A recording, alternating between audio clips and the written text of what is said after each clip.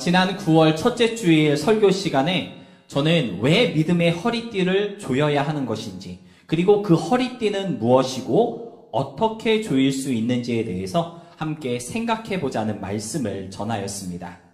그런데 왜 믿음의 허리띠를 조여야 하는 것인지에 대해서만 말씀드리고, 그 허리띠는 무엇인지 또 어떻게 조일 수 있는지에 대해서는 나누지 못했는데요. 그래서 오늘 이 시간에는 그럼 우리가 조여야 하는 믿음의 허리띠는 무엇이며 또 그 허리띠는 어떻게 조일 수 있는지에 대해 함께 생각해 보도록 하겠습니다. 먼저 오늘 본문으로 함께 읽은 에베소서 6장 13절로 17절의 말씀은요, 믿음의 전신갑주 또는 하나님의 갑옷이라고 하는 주제로 너무나도 유명한 말씀입니다. 아마도 여러분들께서도 적어도 한 번, 많게는 수십 번 읽어보신 적도 있으실 거고 또는 들어보셨던 그러한 말씀일 텐데요. 여기서 우리는 믿음의 허리띠가 무엇인지 그에 대한 정확한 정보를 얻게 됩니다. 본문 14절을 보니까요, 진리로 너희 허리띠를 띠라 라고 이렇게 말씀하고 있거든요. 사도 바울은 우리가 가져야 할 믿음의 허리띠는 바로 진리다 라고 이렇게 알려주고 있습니다. 따라서 믿음의 허리띠를 조이자라고 하는 다짐으로 9월 한 달을 보내며 살아가고 있는 저와 여러분이 기억해야 할 것은요, 진리로 우리 믿음이 조여지고 든든하게 메어질 수 있다는 것이고요. 그러한 삶을 위해서 진리 위에 바로 설 수 있어야 한다는 것입니다. 그래서 오늘 이 시간에는 그렇다면 어떻게 진리로 허리띠를 멜 수 있는지, 그리고 우리가 조여야 할 그 진리란 과연 무엇인지 성경을 통해 함께 나누어 보도록 하겠습니다.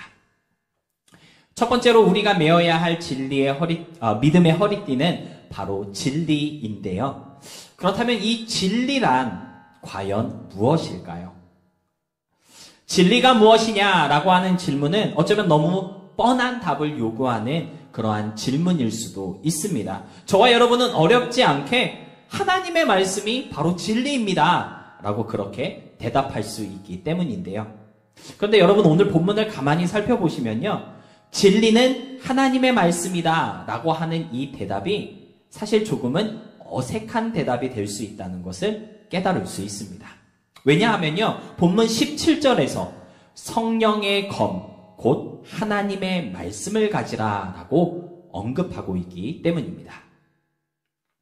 앞에서도 말씀드렸지만 에베소서 6장 13절로 17절은요, 믿음 생활에 꼭 있어야 할, 믿음 생활할 때 우리가 갖춰 입어야 할 그런 영적인 갑옷에 대한 말씀인데요. 힘을 낼 수 있게 해주는 허리띠, 가슴을 지키는 호심경, 잘 달리기 위한 신발, 머리를 지키는 투구, 모든 공격을 막을 수 있는 방패라던가 싸움에 꼭 필요한 무기에 대한 설명을 들려주고 있다는 것이죠. 그리고 이 모든 갑옷들이 무엇인지, 어떻게 그것들로 무장할 수 있는지에 대한 설명도 빠뜨리지 않고 놓치지 않고 있는데요. 허리는 무엇으로 멜 수 있다고 말씀하였습니까? 진리로 멜 수 있고요.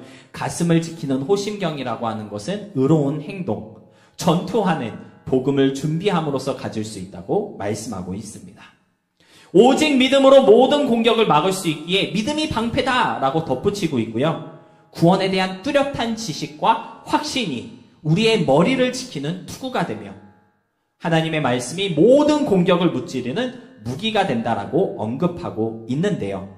이처럼 믿음의 전신갑주는 신앙생활의 여러 가지 요소들과 짝을 이루고 있기 때문에 다양한 신앙의 모습들을 통해 믿음의 전신갑주를 온전히 가질 수 있다고 사도 바울은 알려주고 있다는 것이죠. 바로 그렇기 때문에 허리띠에 해당하는 진리가 단순히 하나님의 말씀이라고 말하기에는 조금 무리가 있을 수 있다는 것이죠. 왜 그렇습니까? 이미 하나님의 말씀은 성령의 검이고 모든 공격을 무찌르며 공격하는 무기라고 이미 언급하고 있고 말씀하고 있기 때문입니다. 따라서 본문에서 말씀하고 있는 이 진리가 정확하게 무엇인지 한 번쯤은 우리가 진지하게 고민해 볼 필요가 있을 것 같다라는 것이죠. 그것을 알아야지만 우리가 진리로 허리를 단단하게 묶을 수 있고요. 우리의 신앙생활이 굳굳하게 서 나아가는 그러한 믿음이 될 수 있기 때문입니다. 그렇다면 이 진리라고 하는 것은 도대체 무엇을 의미하는 것일까요?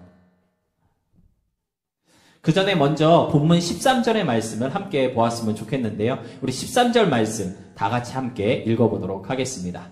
13절의 말씀입니다. 함께 읽겠습니다. 시작! 그러므로 하나님의 전신갑주를 취하라. 이는 악한 날에 너희가 능히 대적하고 모든 일을 행한 후에 서기 위함이라. 아멘. 13절을 가만히 보시면요. 우리가 왜 하나님의 전신갑주를 취해야 하는지 자세히 알려주고 있습니다. 우리가 왜 하나님의 전신갑주를 입어야 합니까? 악한 날에 잘 싸우기 위해서입니다. 여러분, 여기서 말하는 악한 날이라고 하는 것은요, 무슨 날을 의미하는 걸까요? 아마게돈처럼 이렇게 종말의 때를 말씀하고 있는 것이 아니고요.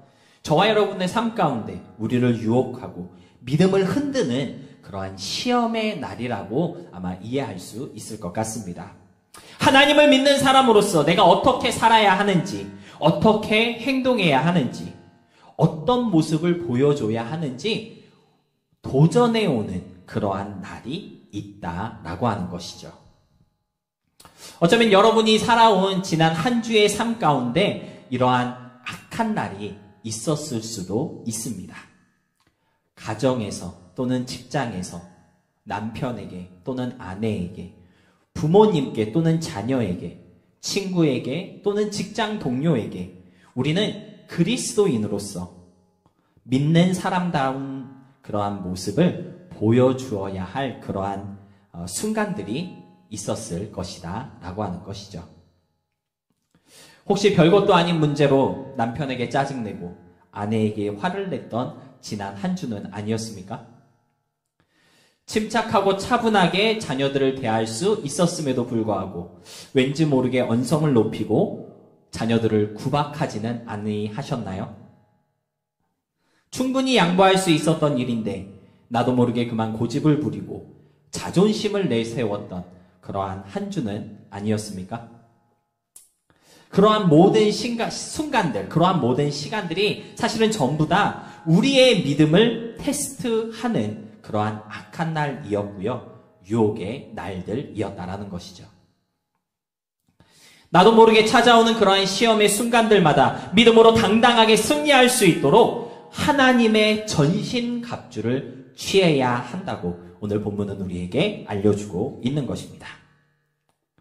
여러분, 제가 지난 5월에 가정의 달을 맞이하여서 설교를 하던 중에 그러한 말씀을 드린 적이 있습니다. 가정이 화목해야 믿음 생활이 화목하고 평안할 수 있습니다. 따라서 화목한 가정을 위해 나를 내려놓고 희생할 수 있는 그러한 믿음을 가집시다 라고 하는 말씀을 드린 적이 있는데요.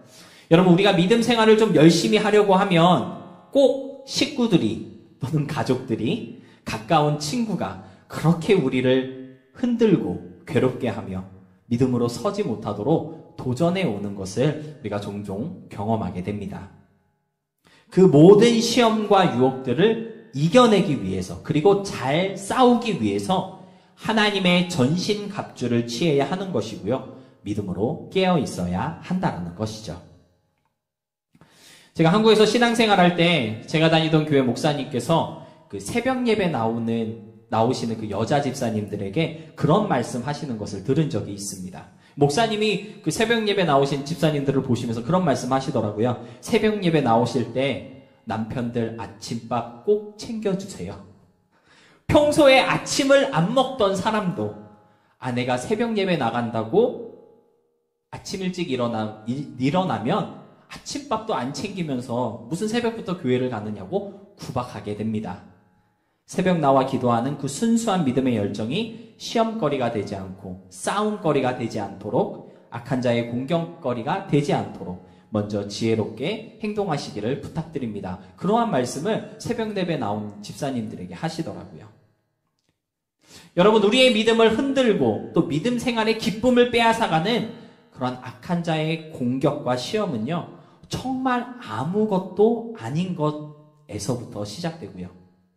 평소에는 아무렇지도 않았던 아주 평범하고 일상적인 것들을 통해 찾아온다는 것을 좀 아셨으면 좋겠습니다. 그리고 그러한 상황들, 그러한 순간들이 찾아올 때 먼저는 우리의 감정을 좀 다스리고 나의 말과 행동이 다스려질 수 있는 하나님의 전신갑주를 입은 그리스도인의 모습이 될 수 있어야 하겠습니다.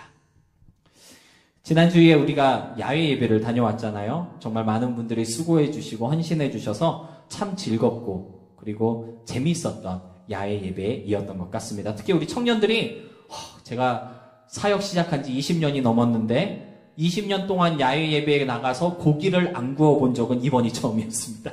저는 20년 동안 사역하면서 늘 야외 예배를 가면 고기 굽는 담당이었거든요. 전도사 때도 고기 구웠고 목사가 돼서도 고기 구웠고 청년부 간사일 때도 고기 구웠고 늘 고기는 제가 구웠는데 이번에는 제가 고기를 안 굽고 그냥 앉아서 밥을 먹었습니다. 너무 행복했던 그러한 시간이었는데 우리 청년들이 고기도 구워주시고 또 주일학교 아이들 다 데려다가 이렇게 같이 게임도 하면서 우리 청년들이 너무 수고해 주셔가지고 저뿐만 아니라 우리 부모님들이 좀 그래도 편히 쉴 수 있으셨죠. 행복하고 즐거웠던 그런 시간이었던 것 같습니다. 또 우리 사모님께서 고기를 참 이렇게 맛있게 준비해 주셔가지고 모두가 아주 배 터지게 먹었던 고기가 억수로 남았어요. 그래서 다들 나눠 가져갔던 그러한 시간이었는데요. 너무나도 행복했던 그 야외 예배의 그 시간을 뒤로 하고 집으로 돌아가는 길에 우리 사모님께서 내가 오늘 하얀색 운동화를 신고 왔는데 흙먼지 때문에 까맣게 됐다고 아주 속상해 하시더라고요. 그래서 제가 그거 크로락스에 담가놨다가 그냥 솔로 슬슬 문지르면 금방 없어져. Don't worry. 신발 빠는 요령을 알려주었거든요. 그랬더니 우리 사모님이 1초의 망설임도 없이 그럼 목사님이 빨아주세요. 이렇게 말을 하더라고요. 아주 당당하게. 그래서 평소 저에게 신발 좀 빨아달라는 부탁을 해본 적이 없습니다. 우리 사모가. 근데 1초의 망설임도 없이 아주 당당하게 당연하다는 듯 저에게 신발 좀 빨아주세요라고 부탁할 때 저는 조금 당황스럽기도 했고요. 순간 저도 모르게 속에서 이렇게 욱 하고 이렇게 올라오는 게 있더라고요. 그래서 제가 뭐라고 대답했을까요? 아주 자연스럽고 태연하게 응 알았어 내가 빨아줄게 라고 대답했습니다. 그리고 집에 가자마자 박수 한번 쳐주시기 바랍니다. 그리고 집에 가자마자 혹시 다른 마음이 생길까봐 사모의 신발을 다 가져다가 크로락스랑 세제의 품물에 다 담가놓고 열심히 신발을 빨아주었습니다. 사모가 저에게 신발 좀 빨아달라고 했을 때 저는 짜증을 낼 수도 있었을 것이고요. 아니면 장난스러운 말투로 아주 당당하게 요구하는구만 이렇게 한마디 했을 수도 있었을 텐데요. 그런데 만약 제가 그렇게 대답했다면 하나님께서 야외 예배를 통해 우리에게 주신 그 어떤 기쁨, 즐거움, 행복이 순식간에 무너졌을 것이고요. 정말 별것도 아닌 일로 다투게 되는 그러한 일이 생겼을 텐데 그런데 그 순간 하나님께서 저의 입술을 지키시고 또 마음을 지켜주셔서 서로 감사하고 평안하게 하루를 마무리할 수 있었습니다. 이처럼 여러분 우리의 믿음을 흔들고 또 신앙생활의 기쁨을 빼앗아가는 그런 어떤 시험이나 유혹 그러한 도전은요 정말 언제든지 우리에게 찾아올 수 있다라는 것이죠. 그렇기 때문에 더더욱 우리의 마음과 생각이 우리의 입술과 행동이 하나님의 갑옷으로 무장되어야 한다라는 것입니다. 그런데 여러분 우리가 집중해서 보아야 할 것이 하나 있습니다. 그토록 중요한 하나님의 갑옷을 입을 때 오늘 에베소서 6장 13절로 17절은요. 먼저는 진리의 허리띠를 메어야 한다고 알려주고 있다는 것이죠.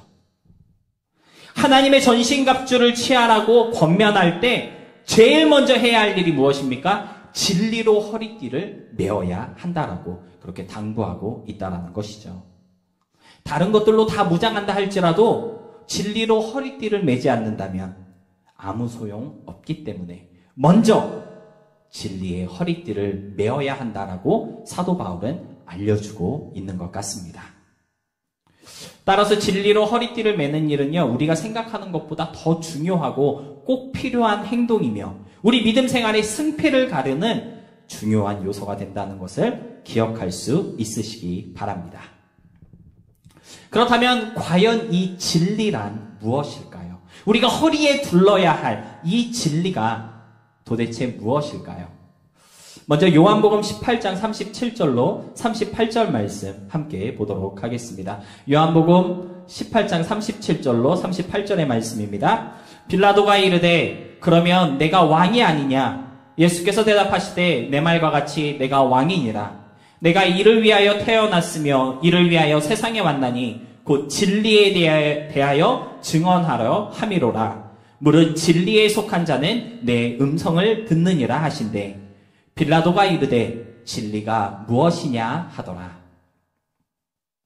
예수님을 십자가에 못 박도록 넘겨준 빌라도는요, 진리가 무엇인지 너무나 궁금했습니다.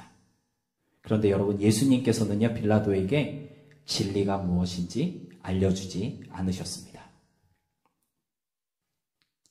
그런데 37절을 보시면요, 이런 말씀이 있습니다. 무릇 진리에 속한 자는 내 음성을 듣느니라.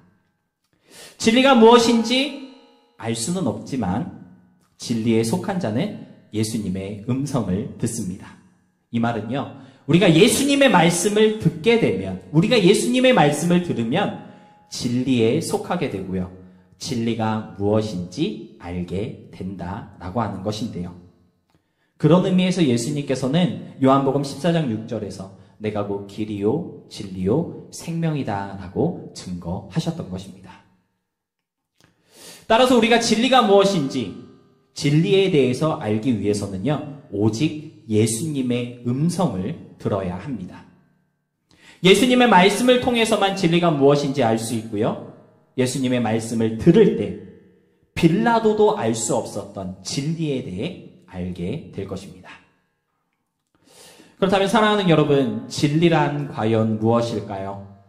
요한복음 17장은요, 예수님의 고난과 십자가의 고난과 죽음을 앞두신 예수님께서 그의 사랑하시는 제자들을 위해서 아버지 하나님께 기도하시는 모습을 기록하고 있는 그러한 성경인데요. 그 기도 가운데 예수님은 이런 말씀을 하셨습니다. 요한복음 17장 17절입니다. 우리 다 같이 함께 읽어보겠습니다. 시작! 그들을 진리로 거룩하게 하옵소서. 아버지의 말씀은 진리니이다. 여기서 우리는 진리가 무엇인지, 진리에 대한 증거를 발견하게 되는데요. 예수님은 아버지의 말씀이 진리다라고 알려주고 계십니다. 자, 설교를 준비하면서 도대체 이 요한복음 17장 17절이 전하고자 하는 메시지가 무엇일까 고민도 많이 하고 또 기도도 하면서 여러 가지 성경 주석을 찾아보았는데요. 요한복음 17장 17절을 설명해주는 성경 구절을 찾아보니까 이런 설명이 있더라고요. 제가 한번 읽어드릴게요. 한편 본절에서 진리는 헬라어 본문에서 관사 없이 사용되었다. 이는 앞의 진리와 구별시키기 위함이다. 즉 상반절의 진리와 구별되는 특별한 진리를 말씀하고 있는 것이다. 사실 요한복음 전체를 볼 때 예수님께서는요, 진리에 대한 언급을 참 많이 하셨습니다. 그런데 특별하게 요한복음 17장 17절에서 언급하고 있는 이 진리는 이전까지 언급하시며 말씀하셨던 그 진리들과는 조금 구별되는 의미로 말씀하고 계시다라고 하는 것이죠. 흔히 우리가 가지고 있는 진리에 대한 그런 일반적인 지식과 상식과는 구별되는 진리, 그것이 바로 아버지의 말씀이고 그것이 바로 진리다라고 예수님은 말씀하고 계신 것입니다. 따라서 우리가 하나님의 전신갑주를 취하며 믿음의 갑옷으로 무장하는 신앙생활을 하려고 할 때 제일 먼저 믿음의 허리띠를 멜 수 있어야 하는데요. 그 허리띠는 무엇으로 멜 수 있습니까? 아버지의 말씀으로, 진리된 아버지의 말씀으로 멜 수 있다는 것입니다. 그렇다면 우리가 또 그런 질문을 던질 수 있겠죠. 그렇다면 도대체 아버지의 말씀이란 무엇을 의미하는 것입니까? 여러분, 신학을 공부하다 보면요, 계시의 점진성이라고 하는 개념을 배우게 되는데요. 영어로는 Progressive Revelation이라고 그렇게 말합니다. 이 계시의 점진성이 무엇인지 설명을 좀 드리려고 하니까 되게 제가 설명을 잘 못하겠더라고요. 그래서 그냥 뺏겨왔습니다. 계시의 점진성이 무엇이냐면 하나님께서 자신의 경륜과 뜻을 사람에게 밝히시고 알리심에 있어서 역사적 성경의 기록을 통해 그 의미를 점진적으로 넓혀 가신다라고 하는 뜻이 바로 계시의 점진성입니다. 설명을 좀 드리자면 이런 것 같아요. 우리가 흔히 사도행전을요, 성령의 행전이다, 성령 행전이다 이렇게 그렇게 말을 하기도 하거든요. 사도행전에서 우리는 성령의 역사와 그의 능력이 어떻게 교회를 세우시고 일하시는지를 보게 됩니다. 계시의 점진성이라는 개념 속에서 사도행전은 성령에 대한 계시를 더 밝히 보여주는 성경이라고 볼 수 있다라는 것이죠. 사도행전 이전에는 또는 사도시대 이전에는요, 성령의 사역과 역사가 이렇게 다양하고 파워풀하다는 것을 성도들이 잘 알지 못했는데 사도행전의 기록과 사도시대를 거치면서 성령께서 이런 일도 하시는구나. 성령의 역사가 바로 이런 것이구나. 성령에 대한 어떠한 이해가 더 넓혀질 수 있었다라고 하는 것이죠. 이것이 바로 성경의 전진성을 이해하는 하나의 예가 될 수 있다라고 하는 것입니다. 그런 의미에서 볼 때 아버지의 말씀이라고 하는 것은요, 아버지 하나님을 좀 더 밝히 보여주고 아버지 하나님의 사역과 능력을 알려주시는 점진된 계시 또는 말씀을 의미한다고 우리가 이해할 수 있겠습니다. 즉 아버지의 말씀이라고 하는 것은 무엇이냐? 아버지 하나님은 무슨 일을 하시는 분인지, 아버지 하나님의 사역과 그분의 능력이 무엇인지를 알려주는 말씀이다라고 하는 것이죠. 그리고 아버지 하나님과 관련된 이 모든 말씀들은요, 어떤 새로운 계시를 통해서나 또는 특별하고 신비한 기적들을 통해 알려주시는 것이 아니고요. 앞에서 말씀드렸던 것처럼 오직 예수님의 음성을 통해, 즉 예수님의 말씀을 통해 사실은 이미 우리에게 들려주셨고 알게 해 주셨습니다. 따라서 다시 한번 우리가 예수님의 말씀에 조금 더 귀를 기울이고 그 말씀에 집중하다 보면 아버지 하나님은 이런 일을 하시는 분이시구나. 아버지 하나님이 어떤 일을 하시는지에 대한 어떤 이해를 가질 수 있고요. 지식과 믿음을 가질 수 있습니다. 따라서 아버지의 말씀, 즉 아버지 하나님의 사역과 그의 능력과 그가 하시는 일에 대한 어떠한 이해를 가질 수 있는 그런 우리가 되어야 하겠고요. 그 이해가 믿음이 되어질 때 진리로 허리띠를 매는 역사가 우리의 신앙생활 속에 이루어지게 된다는 사실을 기억할 수 있으시기 바랍니다. 그렇다면 아버지 하나님은 어떤 일을 하시고 또 그가 하시는 일은 우리로 하여금 어떤 믿음을 갖게 하시는 것일까요? 먼저 에베소서 1장 17절로 19절에서 사도 바울은 이런 기도를 드리고 있는 것을 우리가 볼 수 있는데요. 우리 에베소서 1장 17절로 19절 말씀 다 같이 함께 보도록 하겠습니다. 에베소서 1장 17절로 19절의 말씀입니다. 다 같이 함께 읽겠습니다. 시작! 우리 주 예수 그리스도의 하나님 영광의 아버지께서 지혜와 계시의 영을 너희에게 주사 하나님을 알게 하시고 너희 마음에 눈을 밝히사 그의 부르심의 소명이 무엇이며 성도 안에서 그 기업의 영광의 풍성함이 무엇이며 그의 힘의 위력으로 역사하심을 따라 믿는 우리에게 베푸신 능력의 지극히 크심이 어떠한 것을 너희로 알게 하시기를 구하노라. 아멘. 말이 조금 어려운데요. 사도 바울의 기도의 핵심은 무엇이냐면 아버지 하나님께서 지혜와 계시의 영을 너희에게 주셔서 아버지 하나님의 힘과 그 능력의 크심을 알게 하여 달라고 사도 바울은 지금 기도하고 있는 것입니다. 따라서 아버지 하나님에 대해 알아가는 것, 아버지 하나님의 능력과 그의 사역을 알아가는 것은요, 아주 중요한 일입니다. 사도 바울이 기도할 정도로. 재밌는 것은요, 사도 바울이 이러한 기도를 하면서 20절에 이런 기도를 덧붙이고 있는 것을 발견하게 되는데요. 에베소서 1장 20절 말씀입니다. 그의 능력이 그리스도 안에서 역사하사 죽은 자들 가운데서 다시 살리시고 하늘에서 자기의 오른편에 앉으사. 에베소서 1장에 나온 사도 바울의 기도는요, 간추리면 이런 것입니다. 그리스도를 죽은 자 가운데서 살리신 아버지 하나님의 능력이 얼마나 크신 능력인지를 알게 해주세요 라고 사도 바울은 기도하고 있다라고 하는 것입니다. 여러분, 요한복음 5장 21절 말씀을 보면요, 이런 말씀이 있습니다. 예수님께서 하신 말씀인데요, 아버지께서 죽은 자들을 일으켜 살리심같이 아들도 자기가 원하는 자들을 살리느니라. 예수님께서는요, 아버지께서 죽은 자들을 일으켜 살리시는 분이시라고 소개하고 있습니다. 종합적으로 볼 때 아버지 하나님이 하시는 일, 또는 아버지 하나님의 사역과 역사는 무엇이라고 말할 수 있을까요? 죽은 자를 살리시는 능력, 죽은 자를 일으키시는 분이 바로 아버지 하나님이시라고 말할 수 있다는 것입니다.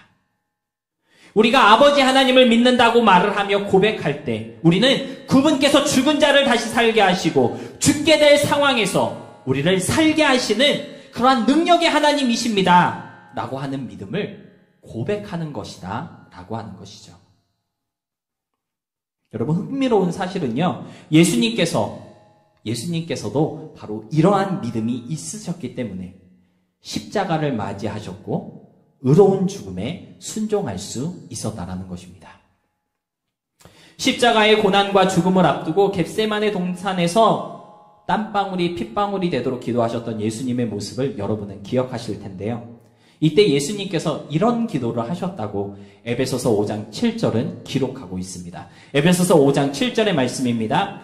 그는 육체에 계실 때에 자기를 죽음에서 능히 구원하실 이에게 심한 통곡과 눈물로 간구와 소원을 올렸고 그의 경건하심으로 말미암아 들으심을 얻었느니라. 겟세마네 동산에서 예수님은요, 죽은 자를 살리시며 죽음에서 승리케 하시는 아버지 하나님에 대한 믿음을 가지고 자신을 죽음에서 능히 구원하여 주실 것을 간구하셨고 그 기도의 응답에 따라 담담하게 십자가의 길을 걸어 가셨던 것입니다. 사랑하는 여러분, 우리가 아버지 하나님의 말씀을 알아야 하고요, 그분의 사역과 능력과 역사를 믿어야 하는 이유가 바로 여기에 있습니다.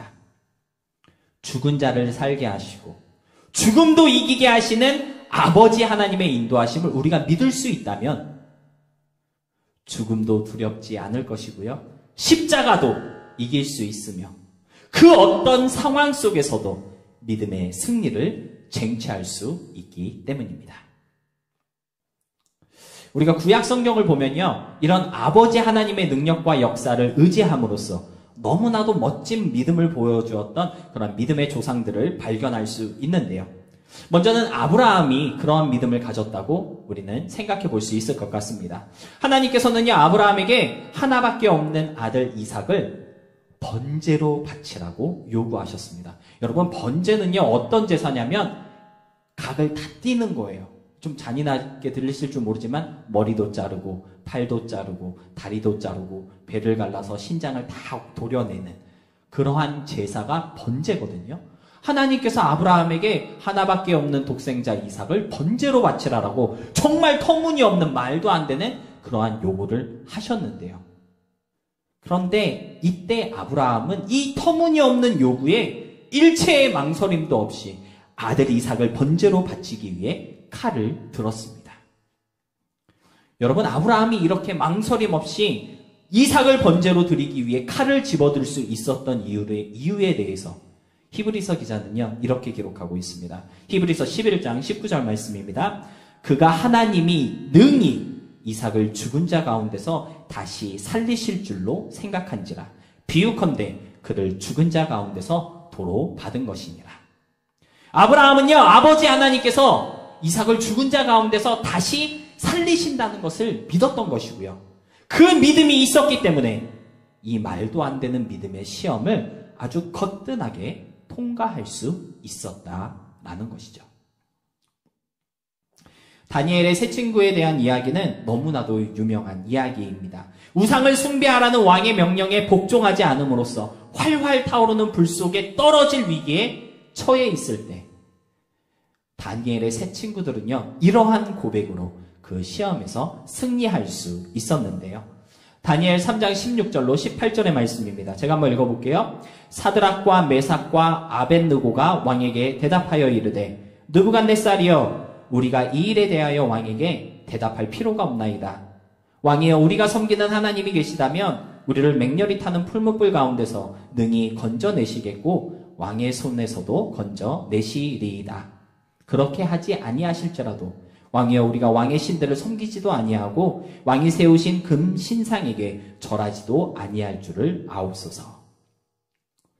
저는 여기서 정말 멋있는 믿음의 표현 두 가지를 우리도 좀 닮았으면 좋겠다, 그러한 생각을 가지게 되었는데요. 정말 이러한 믿음의 표현을 우리가 할 수 있다면 우리의 신앙이, 우리의 믿음이 정말 끝장나는 믿음이 되겠구나, 그러한 생각을 가졌습니다. 어떠한 표현이냐면요, 16절에 대답할 필요가 없습니다. 그리고 18절을 보니까요, 그렇게 하지 아니하실지라도, 옛날 성경에는 그리 아니하실지라도 이렇게 쓰여 있는데요, 대답할 필요가 없습니다. 그리고 그리 아니하실지라도, 이 두 가지 표현, 이 믿음의 멋진 믿음의 표현을 우리가 좀 본받을 수 있었으면 좋겠습니다. 다니엘의 세 친구는요, 지금 이렇게 말하고 있는 겁니다. 우리가 믿는 하나님이 참 하나님이시고 그 하나님은 우리를 죽은 자 가운데서도 살리시며 죽음의 상황 속에서도 일으켜주시는 하나님인데, 믿음이냐 죽음이냐 하는 그 하찮은 질문과 시험에 우리는 대답할 필요를 느끼지 못합니다. 지금 이러한 고백을 하고 있는 거거든요. 그렇게 하지 아니하실지라도, 이 고백은요, 혹시라도 우리를 살려주지 아니하실지라도 그러한 뜻이 아닙니다. 그리 아니하실지라도 라고 하는 이 고백은요, 죽음과 생명은 오직 하나님의 손에 달려있다라고 하는 고백이에요. 그렇기 때문에 내가 살든지 죽든지 하나님을 믿고 따를 것이라고 하는 그 고백이 바로 그리 아니하실지라도 라고 하는 그 위대한 고백인 것입니다.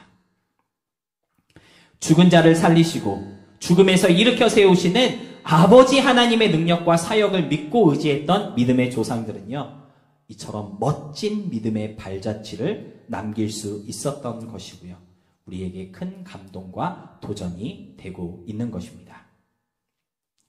사랑하는 여러분, 왜 진리의 허리띠를 맬 수 있어야 하는지 아십니까? 어떤 싸움이든지 죽음을 두려워하기 시작하면요, 절대 이길 수 없는 싸움이 되기 때문입니다. 그래서 일단 죽음을 두려워하지 않고 죽음을 이길 수 있다는 믿음으로 무장해야지만 모든 싸움을 담대하게 싸울 수 있고요, 승리하는 싸움을 할 수 있기 때문에 진리로 허리를 매라고 하시는 것입니다. 아버지 하나님의 말씀은 진리이고요, 그 말씀은 죽은 자를 살리시고 죽음을 이기게 하시는 아버지의 사역을 알게 하시고 믿게 하시는 말씀이라는 사실을 꼭 좀 기억하시고, 아버지의 말씀으로 우리 믿음의 허리띠가 단단하게 메어질 수 있음으로써 아브라함의 믿음처럼 다니엘의 친구들과 같은 믿음으로 모든 영적인 싸움에서 승리하는 우리의 신앙생활이 될 수 있기를 주님의 이름으로 축복합니다. 말씀을 정리하겠습니다. 오늘 우리는 죽음을 이기게 하시는 아버지의 능력과 사역에 대해 함께 생각해 보았습니다. 사실 우리의 일상 속에서 우리가 가장 두려워하는 것이 무엇일까요? 죽음이겠죠. 여기서의 죽음은 육체적인 그러한 죽음일 수도 있겠지만, 사실 일상 속에서 우리가 가장 두려워하는 죽음은요, 다른 사람에게 인정받지 못하고 내 존재에 대한 인식이 무시되는 그런 인격적인 죽음을 우리는 두려워하고 있는 것이 아닐까 생각해 봅니다. 여러분, 우리가 남편과 싸우고 아내와 다투게 되고 부모와 자식이 토라지는 이유가 무엇인지 아십니까? 서로에 대한 인식이 무시되고 내 인격과 자존심이 인정받지 못했다고 하는 그런 인격적인 죽음에 대한 두려움 때문에 그러한 일이 생기는 것이 아닐까 싶습니다. 죽음을 이기시고 죽은 자를 살리시는 아버지의 역사는요, 육적인 죽음뿐만 아니라 모든 종류의 죽음을 이기시고 승리케 하시는 능력입니다.